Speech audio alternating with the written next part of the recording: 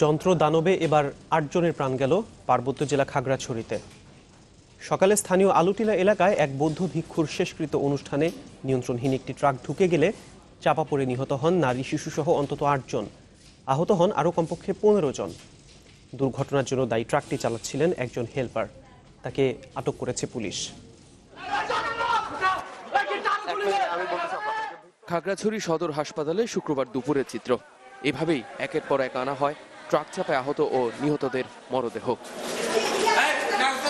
সকাল 11:15টার দিকে দুর্ঘটনাটি ঘটে মাটিরাঙ্গা উপজেলার আলুটিলা নগর বৌদ্ধ বিহারের পাশে। সেখানে তখন চলছিল এক বৌদ্ধ ভিক্ষুর অন্ত্যেষ্টিক্রিয়া অনুষ্ঠান।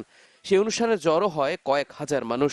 চট্টগ্রাম থেকে আসা পাথর বোঝাই একটি ট্রাক নিয়ন্ত্রণ হারিয়ে সে জমায়েতের উপর উঠে গেলে চাপা পড়ে অনেকে। তাতে ঘটে এই হতাহতের ঘটনা। গাড়ির চালক যে আমরা জানতে পারছি সে জালিয়াপাড়া এলাকায় গাড়ি থেকে নেমে গেছে, নেমে হেলপারের হাতে গাড়িটা তুলে দিছে।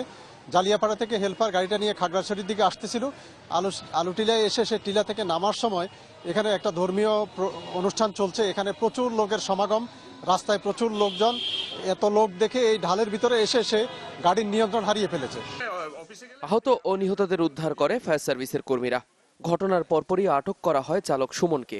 পরে জানা যায় সুমন হচ্ছে হেলপার, মূল চালকের ও ট্রাকটি চালাচ্ছিল সে। এতগুলো ফ্যামিলি, একটা লোক মারা গেল। হ্যাঁ, এটা সুস্থভাবে তদন্তভাবে বিচার চাই আমরা। নিহতদের বেশিরভাগের বাড়ি খাগড়াছড়ির বিভিন্ন এলাকায়। আহতদের মধ্যে কয়েকজনের অবস্থা আশঙ্কাজনক বলে জানিয়েছেন চিকিৎসকরা। Desk report, channel 24।